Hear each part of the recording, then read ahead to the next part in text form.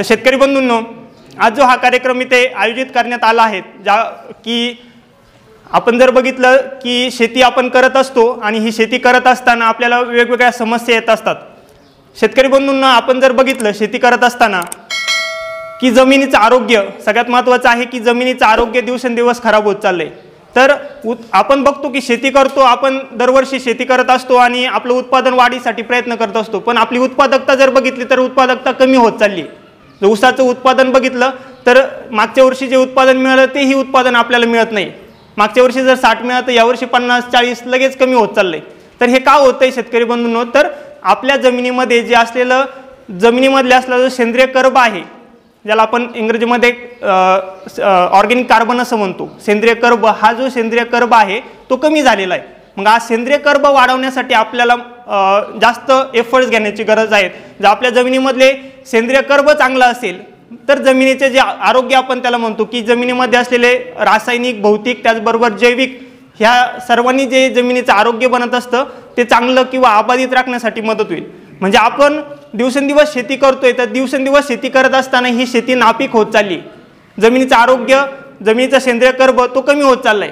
मग या गोष्टींकडे आपल्याला लक्ष देण्याची गरज आहे। तर जमिनीचा सामू जर आपण बघितला की हा जमिनीचा सामू शेती करण्यासाठी 6.5 ते 7.5 किंवा 8च्या दरम्यान असावा, 8 पर्यंत तो असावा। तर आपण जर माती परीक्षण केलं आणि आपण बघितलं की आपला जो जमिनीचा सामू आहे तो किती झाला आहे, तर आपल्या जमिनीचा सामू आपण चेक केला तर तो आपल्याला दिसेल की 8च्या वरती गेलेला आहे, 8, 8.5, 9 पर्यंत तो गेला आहे। म्हणजे आपली जमीन ही जमिनीचं आरोग्य चांगलं नसून ती समस्यायुक्त झाली, तिच्यामध्ये खूप साऱ्या समस्या आहेत। जर आपल्या जमिनीचं आरोग्य चांगलं नसेल तर तिच्यापासून जे मिळणारं जे उत्पादन आहे ते नक्कीच कमी होईल। मग हे करण्यासाठी आपल्याला सर्वप्रथम करायचं आहे माती परीक्षण। मातीचे सॅम्पल गोळा करतात आणि माती चेक करून दिली जाते की मातीमध्ये तुमच्या जमिनीचा सामू किती आहे, जमिनीमध्ये सेंद्रिय कर्ब किती आहे, त्याचबरोबर कोणकोणते अन्नद्रव्य आपण तिथे आपल्या शेती करत असताना टाकली पाहिजे। आपण तो वेगवेगळी खतं टाकतो, सिंगल सुपर फॉस्फेट असेल, युरियाचा अतिरेकी वापर करतो, अविवेकी खूप जास्त वापर करतो, त्यामुळे आपली जमीन कडक झाली आहे। जर आपण बघितलं की आपण आपल्या जमिनीला खाली तळी आलेली, म्हणजे ती कडक होत चालली।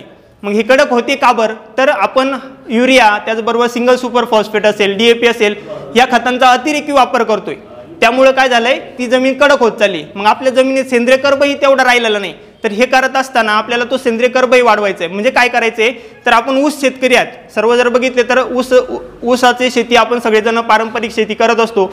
हे करत असताना आपण पाचटाचं व्यवस्थापनही करायला हवं। जर आपलं पाचट जळत असेल तर त्यानंतरही आपण ते सेंद्रिय कर्ब कशा पद्धतीने वाढवू शकतो, तर त्यासाठी हिरवळीच्या खतांचा वापर शेतकरी बंधूंनो आपण करायला हवा। गरज आहे काळाची की आपल्या जमिनीचं आरोग्य चांगलं राहिलं पाहिजे, त्याचा सेंद्रिय कर्ब वाढलं पाहिजे। मग यासाठी हिरवळीच्या खतामध्ये कोणतं खत चांगलं आहे, तर धेंजा हे पीक आपण त्या ऊसाच्या शेतीमध्ये 1 किंवा 2 ओळी पेरल्या पाहिजे किंवा टोपल्या पाहिजे किंवा फुकल्या पाहिजे। हे केल्याने काय होईल, तर 40 ते 45 दिवसांनंतर त्या हिरवळीच्या खताला म्हणजे धेंच्या या पिकाला फुलं लागतात आणि फुलांच्या अवस्थेमध्ये जर आपण बघितलं मुळांवरती जर बघितलं तर गाठी आलेल्या दिसतात। मग ह्या गाठी काय करतात, तर तेथे रायझोबियम नावाचा बॅक्टेरिया असतो। हा बॅक्टेरिया काय करतो, जीवाणू काय करतो, तर हवेमधला जो नत्र आहे, खूप सारा नत्र हवेमध्ये, पिकात हा हवेतला नत्र डायरेक्टली घेत नाही, तर त्याचं उपलब्ध स्वरूपामध्ये जावं लागतं, चांगल्या फॉर्ममध्ये जावं लागतं। तर त्या फॉर्ममध्ये रूपांतर करण्याचं काम रायझोबियम बॅक्टेरिया त्या मुळांमध्ये करून देतात सहजीवी पद्धतीने। म्हणजे तिथेच ते राहतात, तिथंच घर करतात। ते आपल्याला जे नूडल दिसत आहेत, त्या गाठी दिसत आहेत, त्यांचं घर आहे आणि त्या घरामध्ये ते नत्र स्थिर करून देतात। आणि हा जो नत्र स्थिर केलेला आहे तो पीक चांगल्या पद्धतीने घेतं। ज्या शेतकऱ्यांनी हिरवळीच्या खतांचा वापर शेतीमध्ये केलेला आहे त्या शेतकऱ्यांचं उत्पादन हे डबल झालेलं आहे। जर त्या ठिकाणी जर तुम्हाला दिसत असेल की 30-40 टनाचं उत्पादन जर येत असेल तर नक्कीच ते डबल होण्यासाठी मदत होते। कारण की आपण जर बघितलं, हा जो दिवसेंदिवस आपण सिंगल सुपर फॉस्फेटचा वापर करतो, खूप साऱ्या गोण्या तिथे टाकत असतो, तर ह्या टाकलेल्या ज्या गोण्या आहेत त्याच्यामध्ये तुमचा जो स्फुरद आहे तो मिळणारा असतो, त्याचबरोबर तेथे सल्फर, आपण जो म्हणतो सल्फर, तोही मिळत असतो। तर याच्यामध्ये जर आपण बघितलं, हा अविद्राव्य स्वरूपामध्ये जो सिंगल सुपर आपण फॉस्फेट आपण जे जमिनीमध्ये टाकतो ते तसंच पडते, दिवसेंदिवस ते तसंच पडते, ते लागूच होत नाही, त्याच्यामुळे ती जमीन कडक झालेली आहे। मग तिला काय करायचं आहे तर तिला आपल्याला मूळ स्वरूपात त्या सल्फरला त्या स्फुरदला आणायचं आहे. मग हे करत असताना आपल्याला PSB नावाचे बॅक्टेरिया जे आहेत, फॉस्फेट सोल्युबलायझिंग बॅक्टेरिया, आपल्याला दरवर्षी एकरी 1 लिटर प्रमाणामध्ये वापरायचे. खूप कमी खर्चिक जर आपण बघितलं तर आपण सिंगल सुपर फॉस्फेटची गुणी, युरियाची गुणी असेल, DAPची गुणी असेल, खूप महागडी ही औषध रासायनिक खतं झालेली आहे. तर यासाठी आपण काय करायचं आहे, ही दिवसेंदिवस टाकलेली खतं तशीच आहे तुमच्या शेतामध्ये. आपल्याला फक्त काय करायचं आहे, कोणतंही मूलद्रव्य जेव्हा जमिनीमध्ये असतं त्याच्या मूळ स्वरूपामध्ये, त्याच्या उपलब्ध स्वरूपामध्ये जर यायचं असेल त्याला, तर त्यासाठी लागतात जीवाणू. मग जीवाणू कोणकोणते आहे याच्यामध्ये, तर रायझोबियम असेल, अझोटोबॅक्टर असेल, अझोस्पिरिलम असेल, त्याचबरोबर ऊस शेतीमध्ये ॲसेटोबॅक्टर नावाचं हे जीवाणू संवर्धक अतिशय महत्त्वाचं आहे.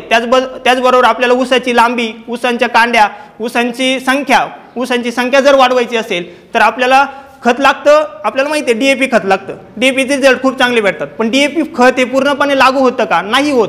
20% DAP आपण जेवढं खत टाकतो त्याचं 20% खतच जमिनीला त्या झाडाला लागू होतं. बाकीचं खत कुठं आहे, ते तुमच्या शेतामध्येच आहे. तसंच राहिलं ते.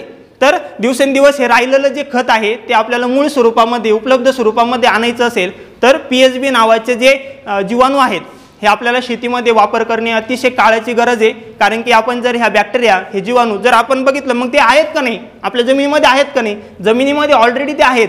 दिवसेंदिवस ते होते आपल्या जमिनीमध्ये, पण आपण खूप सारे खतं टाकतो, युरिया टाकतो, त्यामुळे त्यांची संख्या कमी झालेली आहे. किंवा जमिनीमधला सेंद्रिय कर्ब कमी पडलाय, त्यामुळे त्यांची संख्या कमी झाली आहे. सेंद्रिय कर्ब म्हणजे काय, तर त्यांना खायला लागतं. जसं आपल्याला खायला लागतं तसं या जीवाणूंनाही खायला लागतं आणि त्यांची संख्या वाढत असते. त्यांना खायला मिळालं नाही म्हणजे काय, तर त्यांची संख्या वाढणार नाही. आणि हा आपण टाकलेला सिंगल सुपर फॉस्फेट, आपण टाकलेलं DAP खत ते लागू होत नाही. मग हे लागू करण्यासाठी आपल्याला PSB खताचा वापर जमिनीमध्ये करणे अतिशय गरजेचं आहे. मग कसं वापरायचं आहे, तर खूप सोपी गोष्ट आहे याच्यामध्ये. त्याचबरोबर मी तुम्हाला ट्रायकोडर्माचंही महत्त्व सांगतो की ट्रायकोडर्मा ही आपल्याला तिथं वापरायचं आहे. मग खतं कशी वापरायची, ही जी जीवाणू संवर्धके कशी वापरायची. 1 ग्राममध्ये जर आपण बघितलं, आपल्या जमिनीमध्ये 1 ग्राममध्ये बघितलं तर की लाखो करोडो बॅक्टेरिया तिथं आहेत, पण त्यांची संख्या कमी झालेली आहे. म्हणजे त्यांचं कार्य कमी झालंय. ते जे कार्य करतात ते त्यांचं कार्य कमी झालंय. मग हे करत असताना आपल्याला तिथं ॲडिशनल द्यायचं आहे, त्यांची ॲडिशन करायची. कशाची ॲडिशन करायची आपल्याला, तर ह्या खतांची, जीवाणू संवर्धकांची ॲडिशन जमिनीमध्ये करायची. मग हे करत असताना हिरवळीच्या खतांचा वापर करा. हिरवळीच्या खतांचा वापर केल्याने जमिनीतला सेंद्रिय कर्ब वाढेल. सेंद्रिय कर्ब वाढला तर या जीवाणूंची संख्या आपोआपच वाढेल. आणि त्याचबरोबर तुम्ही वरून देऊ शकतात. म्हणजे कसं, तर एकरी 1 लिटर आपण वापरलं पाहिजे. एकरी 1 लिटर ॲसेटोबॅक्टर वापरलंच पाहिजे. त्याचबरोबर जेव्हा आपण सेट ट्रीटमेंट करतो, जेव्हा आपल्याला ऊस लावायचा आहे त्यावेळेसच त्याला त्याच्यामध्ये बुडून लावायचं आहे. त्यामध्ये बुडून जर लावले तर काय होईल, तर ऊसांची संख्या वाढेल. ऊसांचं जे कांड्यांची संख्या आहे, लांबी असेल, त्यांची जाडी असेल, ते वाढण्यासाठी मदत होते. त्यानंतर ट्रायकोडर्मा. आता ट्रायकोडर्मा जर बघितलं तर ट्रायकोडर्मा हे एक जैविक बुरशीनाशक आहे. तर ट्रायकोडर्मा जर बघितलं तर शेतकऱ्यांसाठी वरदान आहे. गाडुळाला जसं आपण शेतकऱ्यांचा मित्र म्हणतो, तसंच ट्रायकोडर्मा ही जैविक बुरशीनाशक जे आहे ते आपल्याला उघड्या डोळ्यांनी दिसत नाही, पण जेव्हा ते वाढतं त्यावेळेस ते आपल्याला दिसतं की ते आहे. तर हे जे आहे सध्या शेतकऱ्यांसाठी वरदान आहे. जर शेतकरी बंधूंनो, तुम्ही जर या सध्या ट्रायकोडर्माचा जर आपल्या शेतीमध्ये वापर करत नसाल तर खूपच आपली जमीन जर आपण बघितली तर ती नापिकीकडे जाण्याचे चान्सेस खूप मोठ्या प्रमाणामध्ये वाढू शकतात. तर ट्रायकोडर्मा ही शेतकरी बंधूंनो तुम्ही शेतीमध्ये वापर केला पाहिजे. काय करायचं नाही, ज्या वर्षी तुम्ही ते पीक घेताय फक्त एकरी 1 लिटर किंवा 1 किलो जमिनीमधून द्यायचे.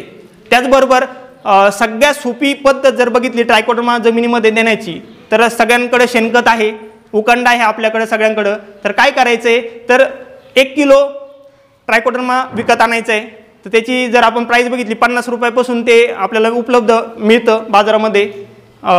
काही कंपन्यांचे जर बघितलं तर ते 400 रुपये लिटरपर्यंत आहे.